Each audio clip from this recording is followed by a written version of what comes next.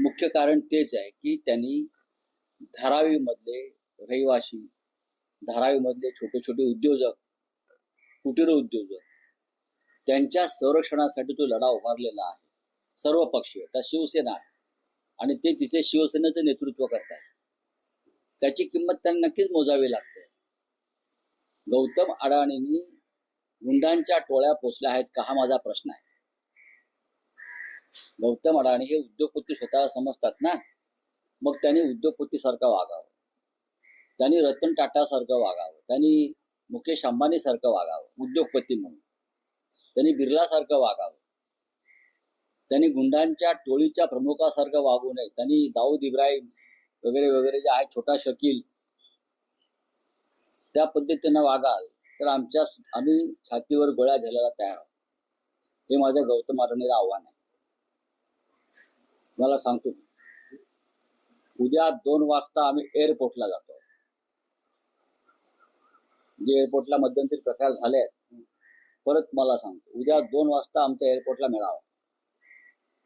ज्या पद्धतीनं एअरपोर्ट सुद्धा ताब्यात घेऊन काही गुंडांच्या ताब्यात दिलाय आणि तिथे गोल्ड स्मगलिंग सारखे प्रकार त्या गुंडांकडून आले समोर आणि त्यासाठी शिवसेनेला तिथे दडपण्याचा प्रयत्न होतो आहे. उद्या आम्ही 2 वाजता एअरपोर्टला जात आहोत. तुम्ही आरोप केलाय की पाकिस्तानातून गुंड आणले आहेत काय, असा प्रश्न आहे. तुम्ही समजून घ्या मी काय म्हणतोय. पोलीस म्हणतात ही कारवाई आम्ही केली नाही.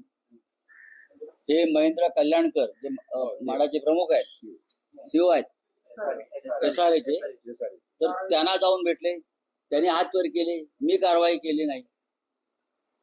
मग रात्री घुसून JCP आणि बुलडोजर घेऊन कोणते गुंड घुसले? नाही, गौतम अडाणीचे गुंड आहेत. डेव्हलपमेंट कॉर्पोरेशन कंपनी आहे ना, ते तिथे त्यांनी गुंड आणले आणि त्या गुंडांच्या मदतीनं मराठी माणसांच्या जागा, श्रमिकांच्या जागा या खाली करण्यासाठी त्यांनी जोर जबरदस्ती चालवलेली आहे ना. मग याच्यावरती आम्ही जाब विचारायचा नाही का? सरकार जर करत नाही म्हणजे देवेंद्र फडणवीस कुठे आहेत या सगळ्या विषयामध्ये? हे माझे आमदार आहेत, त्यांच्यावरती जरी परिस्थिती आहे तर इतर सामान्य माणसांची काय परिस्थिती आहे? धारावीतल्या लोकांना तर घाबरून टाकायचा, माझ्यावर कारवाई करून दहशत निर्माण करायची गुंडांच्या मदतीने.